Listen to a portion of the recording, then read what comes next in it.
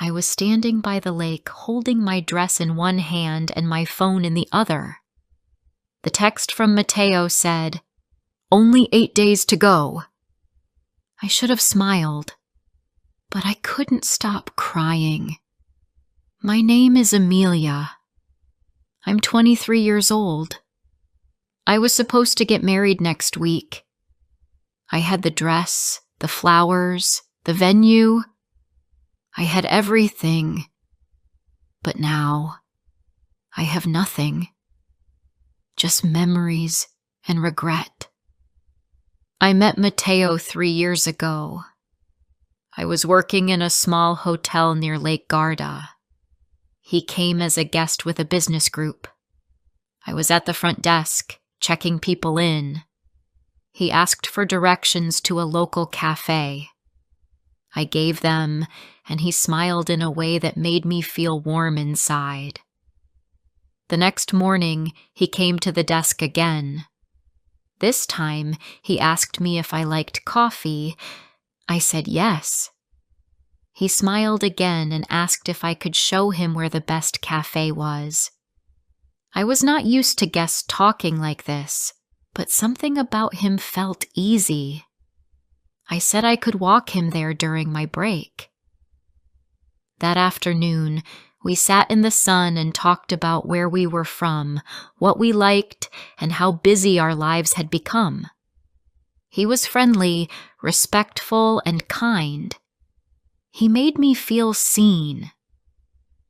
After that visit, Mateo started coming to the hotel more often. At first, I thought it was for work, but then I noticed he stayed longer each time. One day he told me the truth. He said he kept returning because he wanted to see me. I didn't know what to say. My heart was beating fast. I had just come out of a bad relationship and didn't think I was ready to trust someone new. But Mateo was patient. He never pushed. He just stayed close. And slowly, I let myself care. In a few months, we became a couple. He lived 2 hours away, but he drove to see me almost every weekend. He sent me messages during the week, asking about my day and telling me small things that made me smile. He remembered my favorite snacks. He told me I looked beautiful even when I felt tired. When it rained, he would say he wished he could walk with me under one umbrella. I started to believe in love again.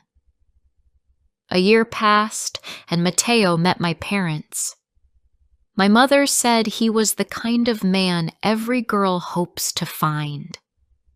My father said he could tell that Mateo respected me. I visited his family too. His sister gave me a hug like we had known each other for years. His little nephew called me Aunt Amelia, even though we were not married yet. It all felt so natural. One spring evening, we went for a boat ride on the lake. It was calm and quiet. I remember the soft sound of the water and the way the sky turned pink. Mateo pulled out a small box and opened it. Inside was a silver ring with a white stone. Nothing too big, nothing too shiny. It was perfect. He asked me to marry him, and I said yes without even thinking. I cried, and so did he. We held hands the whole way back to the shore. We began planning a small wedding near the lake. I chose dress with soft lace around the sleeves. Mateo picked a dark gray suit that matched his calm and steady way of being. We chose white and green flowers, a simple cake, and music from our favorite films. It was all coming together. Every day felt full of joy. Mateo texted me sweet messages every morning. He counted the days until the wedding. Only 40 days left. Then only 20. I saved every message. When I missed him, I read them again and again. He made me feel safe. I couldn't wait to start our life together. Then, 1 week before the wedding, my best friend Julia called. She said, "We have a plan for your last weekend as a single woman. Just one night at the beach with your closest friends." I laughed and said, "As long as it's quiet. No clubs or crazy things." She promised it would be calm, just music, food, and girl talk. I trusted her. We drove to a small beach town by the sea. The house we rented was peaceful. It had white curtains, soft chairs, and windows that looked out over the water. There were 5 of us, me, Julia, my cousin Elena, and 2 friends from university. We cooked dinner together and lit candles on the table. The food was simple, and the air smelled like the ocean. I felt lucky to be surrounded by women who cared for me. After dinner, we took photos and played a silly game about memories. They all told funny stories about me. I laughed so much my cheeks hurt. I sent a photo to Mateo. He wrote back, "You look happy. I love you." I smiled and wrote, "I love you too." Later, Julia suggested we take a walk by the beach. The sky was full of stars and the air was cool. We took off our shoes and let the water touch our feet. We didn't talk much. It was a perfect moment. As we walked, we passed a small bar. It was not loud or crowded. Julia asked, "One drink, Amelia?" "Then we go back." I nodded. Inside, there was soft music and warm lights. We sat at a table near the window. I had a glass of wine. We talked about our school days and the future. Everyone was in a good mood. That was when I saw him. A man walked in and sat near the bar. He had dark hair and a simple white shirt. He didn't look at me at first, but after a few minutes, our eyes met. He smiled. I looked away quickly. He moved closer, took a seat near our table, and asked, "Bachelorette party?" I nodded. "You must be the bride," he said. I smiled but didn't answer. He was not loud or rude. He was calm, like Mateo, but with something different in his eyes. A sadness, maybe. I should have said nothing, but I didn't. I said, "Yes, I'm getting married next week." He said, "He must be a lucky man." I said, "Yes, he is." I don't know why I talked to him. I didn't want to be rude, but I also didn't move away. He asked if I was nervous. I said yes. He asked if I was sure. I said I was, but something in his voice made me feel exposed. He looked at me like he already knew I was carrying too much inside. He said, "Do you want some fresh air?" I stood up. I don't know why.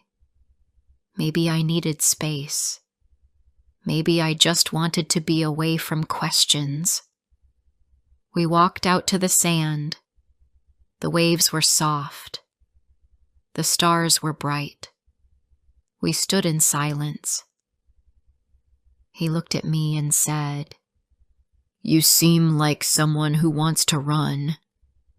I said nothing. He stepped a little closer. "Don't worry," he said.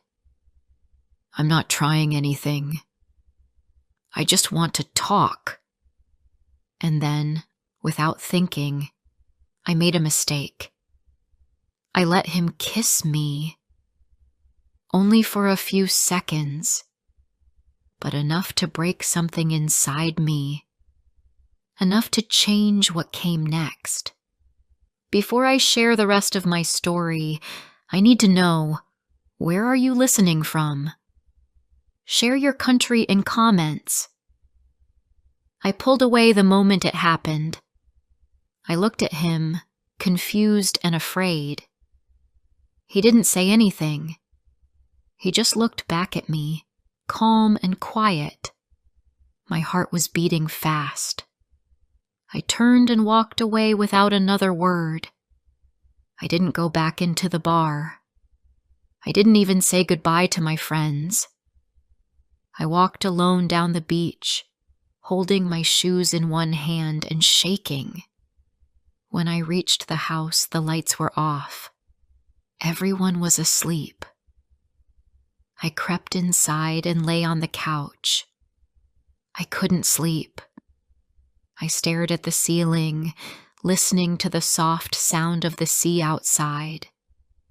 My lips were dry. My chest felt heavy. I wanted to pretend nothing had happened. I told myself it was just a moment. But deep down, I knew it was more than that. It was a choice I couldn't take back. In the morning, I didn't say anything. My friends asked if I was okay. I smiled and said I was just tired. Julia made coffee and tried to cheer me up. I nodded and laughed a little, but my mind was far away. I checked my phone. Mateo had sent a message. "Good morning, my beautiful bride. 1 week to go." I didn't reply. We drove back in the afternoon. The road was quiet. The others sang songs and shared stories from the weekend. I looked out the window. I thought about Mateo, about the kiss, and about who I had become in one single night. I hated myself for it. I hated that I had hurt the one person who loved me the most. When we reached home, Mateo was waiting outside my apartment. He opened the car door and hugged me tightly. "I missed you," he said. "Did you have fun?" I smiled and said yes. I lied. I felt his arms around me, and I wanted to cry. We went inside. He told me about the flowers he picked up and the new playlist he made for the wedding. I sat beside him and nodded. I tried to smile, but it didn't feel real. That night he kissed my forehead and said, "Only 6 more days, Amelia. I can't wait." I said nothing. The next few days were difficult. I went through the motions. I helped with the seating plan. I looked at final dress fittings. I talked with the photographer. I smiled for my family and friends. But inside, I felt broken. Every time Mateo looked at me with love, my stomach turned. Every time he said he couldn't wait to marry me, I felt like a liar. At night, I couldn't sleep. I stared at the ceiling. I thought about that kiss on the beach. It was short. It didn't mean anything, but it changed everything. I thought about Mateo's trust. I thought about how much he believed in me. I had destroyed something special. I had broken the one thing that mattered most. I tried to tell myself I didn't do anything too bad. I didn't sleep with the man. I didn't go back to his room. But the kiss was still real. It was still wrong. I was the one who let it happen, and I couldn't forget it. One afternoon, I went to visit my grandmother. She looked at me and said, "You look pale, Amelia. Are you sure everything is all right?" I nodded. "Just tired," I said again. That was the answer I gave everyone. It was easier than telling the truth, but the truth followed me everywhere. It sat beside me when I ate. It walked behind me when I went out. It waited in my bed every night. It filled every quiet moment with guilt. I couldn't run from it anymore. 3 days before the wedding, Matteo sent me a message. "I hope you know how much I love you. I've never been more sure about anything in my life." I read the message again and again. I started to cry. That night, I sat on my bed for hours, holding my phone. I knew I had to tell him. I didn't sleep. The next day, I called him and said, "Can you come over? I need to talk." He asked if everything was okay. I said, "Please, just come." His voice was gentle, but I could hear worry in it. When he arrived, he was smiling. He brought fresh flowers. He kissed my cheek and sat down on the couch. "What's going on?" he asked. I looked at the flowers. I looked at his eyes. I couldn't speak. He waited.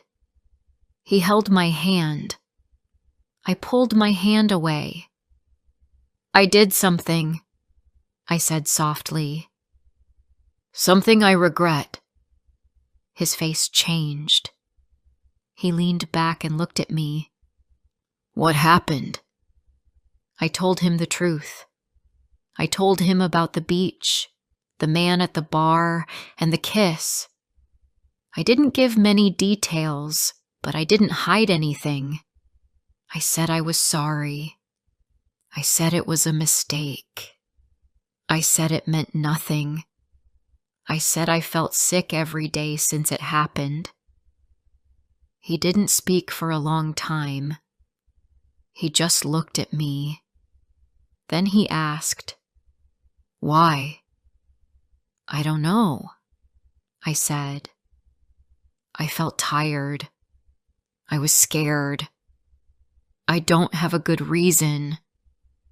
"Was I not enough?" he asked. "You are more than enough," I said. "It was never about you. It was about me, my weakness." He stood up. He walked to the window. He kept his back to me. "I trusted you," he said. "I told everyone you were the best thing that ever happened to me. I believed it."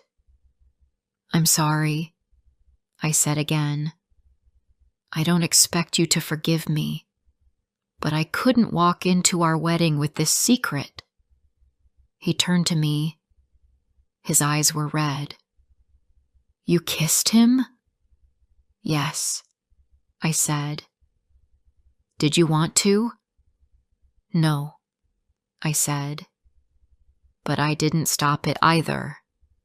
He sat down again. His hands were shaking. "I don't know what to say." "I understand," I said. "You don't have to decide anything right now. I just needed you to know the truth." He nodded slowly. "I need time," he said. "I can't think clearly right now.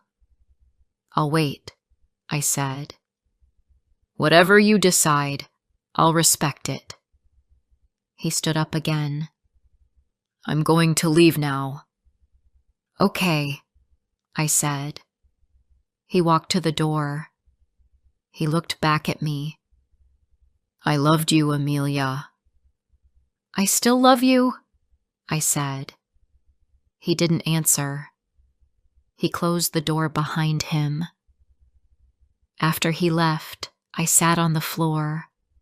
I held the flowers he brought. I cried until the sun went down. I cried until my eyes were dry. I didn't eat. I didn't move. I felt empty.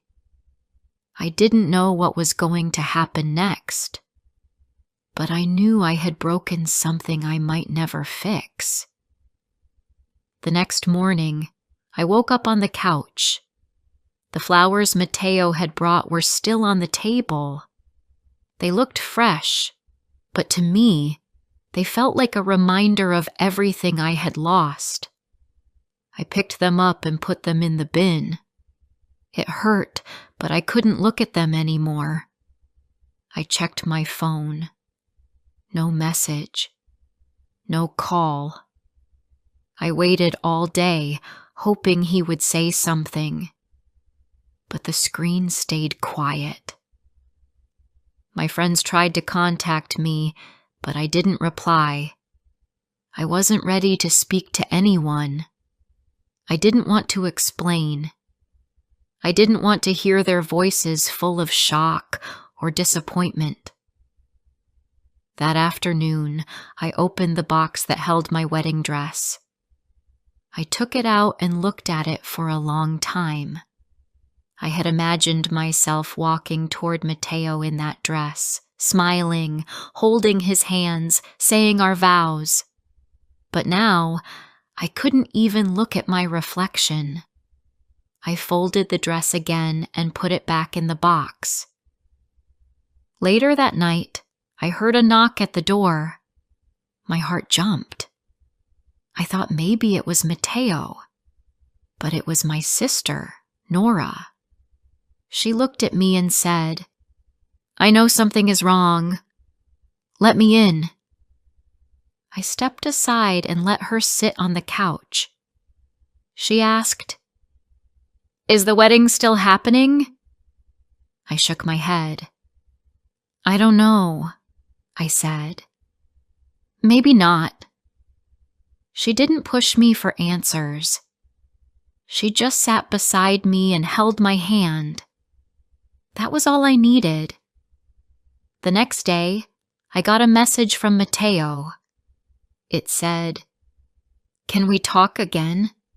Tomorrow evening?" I replied, "Yes." My hands were shaking when I sent it. I didn't know what he was going to say. Part of me still hoped he could forgive me. Part of me knew that might never happen. That evening, I couldn't sleep. I kept thinking about everything we had shared. The long talks, the silly jokes, the quiet walks by the lake. I remembered the boat ride when he proposed and how safe I felt in his arms. I had destroyed that feeling, and I didn't know if it could ever return. The next day, I cleaned the apartment. I put on fresh clothes and tied my hair back. I didn't want to look perfect. I just wanted to show him I was ready to listen. At 7:00 p.m., he knocked on the door. When I opened it, he looked tired. His eyes were red, but he stood tall. We sat in the living room. At first, there was silence.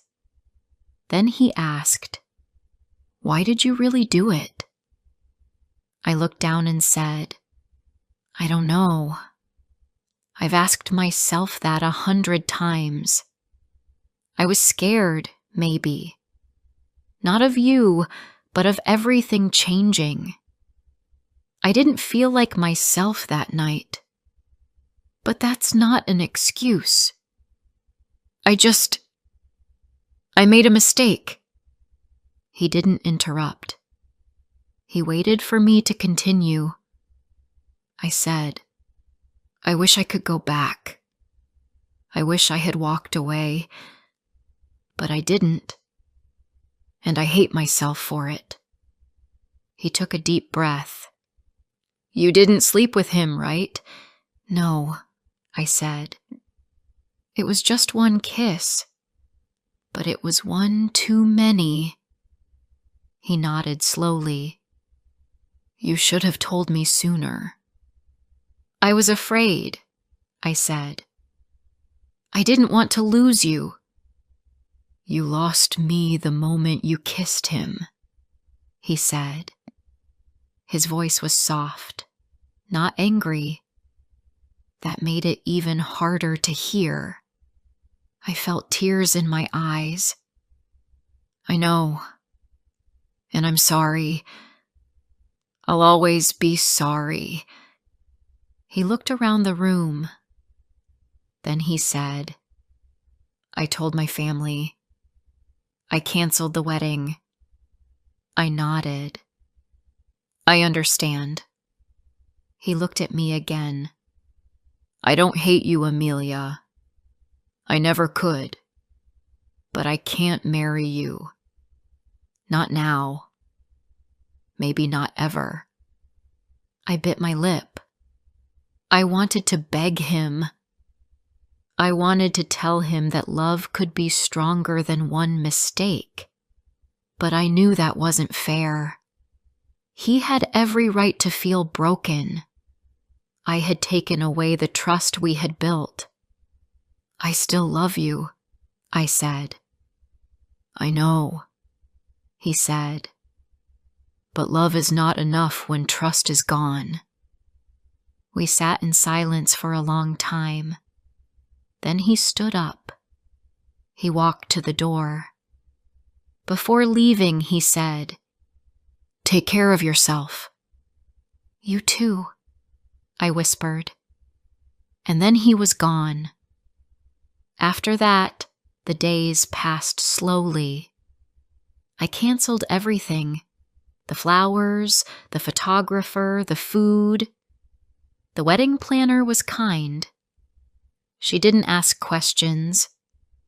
She just said, I'm sorry things didn't work out. My mother cried. My father was quiet. My sisters stayed close and didn't leave me alone. For weeks, I didn't go out. I started therapy. I needed help to understand myself. I needed to find out why I had done something so careless when I had so much.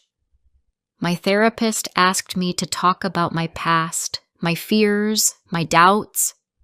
I cried a lot in those sessions. But little by little, I started to understand. I wasn't afraid of Mateo. I was afraid of myself. Afraid that I wasn't good enough. Afraid that I would disappoint him. And in trying to run away from those fears, I did the very thing that proved them true. I let fear guide me instead of love. 1 month later, I went back to work. I started seeing friends again. I stopped avoiding mirrors. I smiled sometimes. Not the same smile, but a new one. Smaller, sadder, but real. One afternoon, while walking through town, I saw Mateo. He was outside a bookstore with his cousin.